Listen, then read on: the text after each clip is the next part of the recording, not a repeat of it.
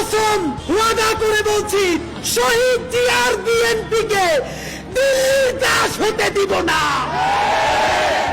জামাতে ইসলামী স্পষ্ট মনে রাখেন, সাইদি নিজামীদের জামাতকে ভারতের তাবেদার হতে দিব না।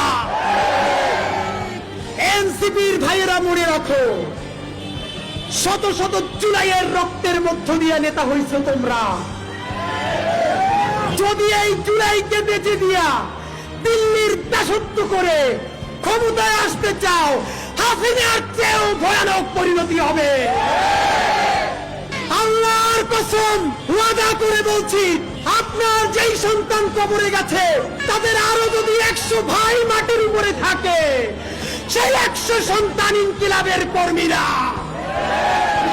ইনকিলাব মঞ্চের অন্তত একটা কর্মীও বেঁচে থাকতে খুনি, ফ্যাসিস্ট, কোন হত্যাকারী আওয়ামী লীগের পুনর্বাসন চলবে না।